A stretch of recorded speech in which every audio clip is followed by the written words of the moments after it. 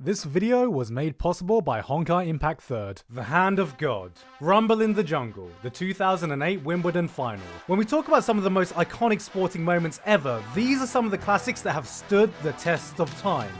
If you're a basic-ass normie sports fan, nuh-uh. We aren't here to talk about this boring, overhyped, pansy-ass shit. We're talking about the good stuff. I'm talking Seirin's rematch with Toho, Ippo versus Sendo. I'm talking Gate of fucking Bootylon, motherfucker. Real sports.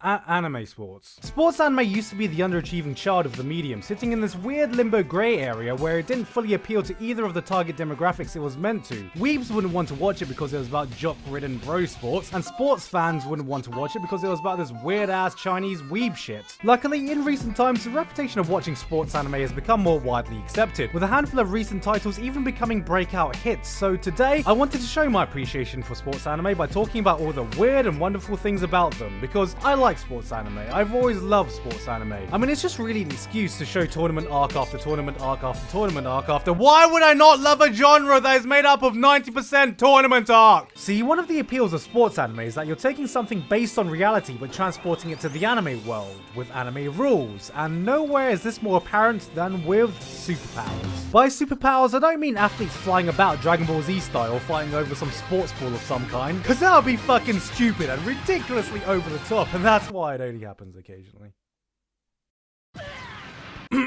No, what I'm talking about is how anime can take the simplest move and turn it into a goddamn superpower. Specialized techniques, different formations, personalized skills. If there's one rule to adhere to, it's that every move needs a name no matter how big or impressive, or no one will give a shit. Something like this may look impressive to a football fan, but if you know nothing about football, how are you supposed to know how amazing this is if it's not called something like Shoot up, Ignite Rocket, Go!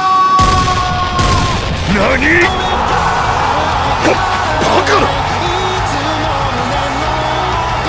And because it's based on reality, you can literally bullshit any skill into an epic superpower. Like, imagine how stupid Akashi's Emperor Eye would look in real life. I mean, it's people just literally kneeling down to the most basic of crossovers you can do. What is this shit? Even I can do this. Alright, I can do this.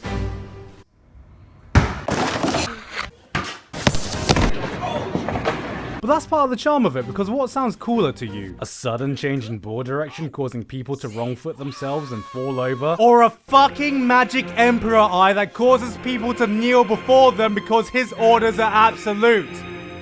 This is still a show about basketball, by the way. And this becomes truly apparent when you learn about some kind of specialized technique from an anime, then you see the real-life counterpart and you realize it really wasn't as cool as the anime made it out to be. Let's take one of the most iconic moves in all of sports anime. The Dempsey Roll. That's right, Ippo's ultimate finisher. Nobody stands a chance once it gets going because you're about to be hit by multiple 10-ton punches from each direction. There is no move cooler than this. They maneuver around the center of the ring. Now watch. There's that big left, and Willard. Wait, that's it? What do you mean this is the Dempsey Roll? Where's the steam? Where's the fucking jet engines? He didn't even shout out the bloody move name. This isn't realistic at all. Next, you'll be telling me that strapping metallic mechanized arms and boxes would be a slight health and safety issue. But aside from giving super mega awesome move names for the most mundane of actions, how else can we portray the power of a move so the audience can fully comprehend what the players are feeling like in the moment? Well, we get to the visual metaphors. Move names are one thing, but if you truly want the audience to grasp what it's like to be a player on the field, it's all about the visual metaphors. Some may be simple, like Haikyuu using the crow imagery when someone jumps, Ping Pong the animation proving that you can win if you have the power of God and anime by your side with a dash of LSD, and then you have Ice Shield 21 giving a different over-the-top visual cue for every bloody move for every bloody person. This guy isn't just running fast, he's running faster than the speed of light, which shouldn't be possible according to Einstein. But Einstein can go fuck himself. And I get it, sometimes we need an artistic rendition to properly portray an exaggerated move or action so the audience can anchor it to a feeling. Like, we all know the teleports behind you meme that we see all over anime, but what no one seems to mention is that by far the worst offender of doing this unironically is every fucking ball in the history of anime sports. Nothing personal, kid. All of this, however, is completely irrelevant next to the magnum opus of any technique in sports anime, the Tezuka zone from Prince of Tennis. You see, by alternating the spin on a tennis ball, what this does is Tezuka can kind of manipulate the direction the ball comes back in. Sort of makes sense, right? I mean, you can kind of see some real world logic here. So with this basic principle in mind, what Tezuka can do in a single stroke is the spin he puts on the ball translates this into a gravitational force which starts sucking in planets. Now, this gravitational force becomes so powerful that he can create a black hole which starts sucking in the entire universe, which Tezuka can now use to recreate the Big Bang. And I know what you're thinking. What's this got to do with tennis anymore? Well, if you pay attention, motherfucker, and knew anything about physics, you'd know that this tennis Big Bang released thousands of planet-sized tennis balls which spread all over the entire universe, and that's not all, motherfucker, because this is what killed off the dinosaurs. And that's the Tezuka zone.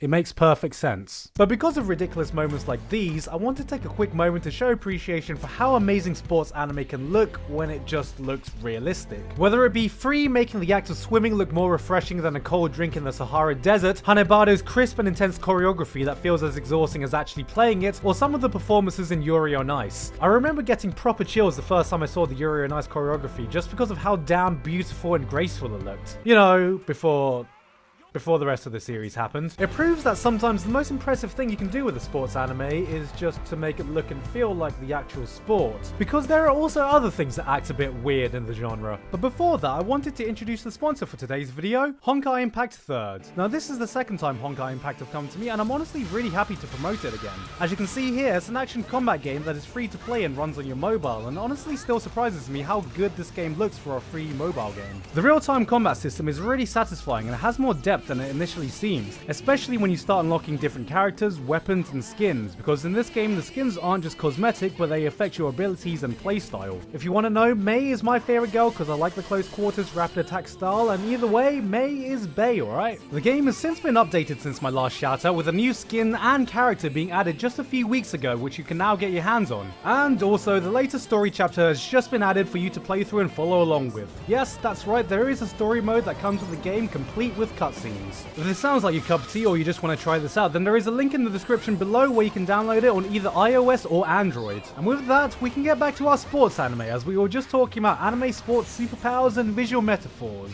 But here's the thing. Everything I've just described can be applied to any real-life activity, whether it technically counts as a sport or not. And because of this, there are a whole myriad of shows that might not technically be a sport, but they certainly feel like a sports anime. They're not sports anime, they're sports anime? What I'm talking about here is the Chihaya Furus, Akagi, Initial D's, and even the Food Wars of the world. Shows which take the traditional sports anime formula and applies it to an activity or a game. The dictionary definition of sport is an activity involving physical exertion and skill in which an individual or team competes against each other or others for entertainment. Which could apply to pretty much anything. Hell, this is anime, so you can take any activity, put it in a competitive environment, add the act of girls orgasming during said activity, and you have yourself a hit show. Shokugeki and Kakiguri have pretty much turned cooking and gambling into an extreme sport at this point, so what else can we do? Extreme ironing, Edward cider hands, loading Pornhub while your phone's at 1% battery? But you know what, I guess by that same definition, doesn't that mean Yu-Gi-Oh! Also counts as a sports anime? Here, you can take this can of worms I just opened. I don't want to deal with this right now. Take it, fucking take it. I don't want it. On a side note about things that are debatably sport or not, I am still waiting for an esports anime. I know a lot of you are going to shout King's Avatar, but that didn't really turn out to be an esports anime, but more an anime with esports in it. So I'm looking at you, Riot Games. Yes, you, Riot, who just used the No Game No Life OST for their newest trailer. Look, I know you want to make ones. Just do it already. Just do it. Make the first esports anime. Look, you can even script TSM to win something as well. It'll be perfect. That way it will count as a fantasy anime too. Then you have the sports anime with completely made up sports that we wish really existed. Air Gear did something near impossible and almost made the act of rollerblading cool again. Keijo is a butt wrestling sport which technically doesn't exist, but it does in my heart, and that's all that matters, okay? And finally we have Girls and Panzer portraying the fictional sport of tankery, where a bunch of cute anime girls basically play World of Tanks with real tanks and live ammunition. Now you may be wondering, how can this possibly count as a sport? Because that just sounds ridiculously stupid and dangerous. Yeah, I fucking know, right? To keep on this train of things which follow the sports anime formula, let's talk about the setups. It's no secret that many sports anime follow a similar setup, and part of the reason I love sports anime is that in a lot of ways it's the purest form of shonen, and it's so unapologetic about it. Most of them tackle themes of rivalry, determination, hard work, camaraderie. It's about power scaling, power ceiling, power rankings. It's constantly about training and progression, and while predictable, it's always interesting to see how different series tackle these in their own way. If you're just looking for a cheap and cheerful shonen fix, there is no better way than sports anime. However, with that said, you can't deny that there are many things about this setting that have become a little cliche. I think most of this boils down to so many shows taking place in a high school setting with lots of the same character archetypes, though you'd be forgiven for forgetting these characters are in high school because half of all sports characters don't even look their fucking age. A lot of characters already look really old for their age, like almost everyone in Kuroko, but Kuroko looks like fully grown men wearing school uniforms. But with the whole power escalation progression trying to make newer rivals look more intimidating than the last, you end up with some characters just taking the fucking piss. Like, if this is how athletes look in high school, is this what the fucking pros of the world look like? Honestly, I would love to see more sports anime that is not set in high school where the ultimate goal is to jerk off your teammates hard enough to find your way to nationals. Of course, the protagonist is going to be a first year who is either an absolute genius or complete newbie. And of course, we got to win because this is the last time we're going to be able to play with our senpais, guys! Our senpais! We don't want to be like that other team of pussies who are crying because they don't get to play with their senpais anymore.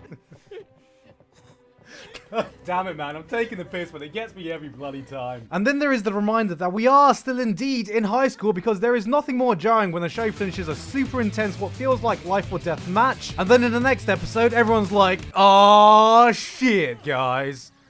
We got fucking homework to do." Like, seriously, who the fuck actually likes the homework episode? Like, at least in a hot springs or beach episode, we get some good fan service to keep us distracted. But who the fuck thought it would be a good episode idea to see boys panic studying to get moderately passable grades? And then what's supposed to happen after nationals is over? Do senpais graduate and realize that dribbling a ball at Mach 3 is not an employable skill set? Does Aomine go on a date, gets offered a cheeky handjob, then smashes date in the face because he needs to remind that bitch the only one who can beat me is me? This is why I can appreciate when an anime goes beyond high school and mirrors the structure of the real international stage. And part of the draw when I first saw Ippo and Yuri on Ice was exactly that. The stage felt much grander, the stakes felt higher, and I don't know. Sometimes watching Ippo matches actually feels like you're watching a real sporting event, and it was much easier to absorb myself into it. But on occasion, you also get a sports anime where the sport merely acts as a vehicle to explore deeper themes. I've talked a lot about my love for Ping Pong the animation and how it's a crushingly realistic portrayal of aspirations in life, but even more recently with Megalobox, which everyone thought was just going to be an unrelenting hype machine, actually became a succinct exploration of dreams, sacrifice, and ambitions, with Joe himself acting as a vehicle for the different characters around him to explore this, while also being an unrelenting hype machine.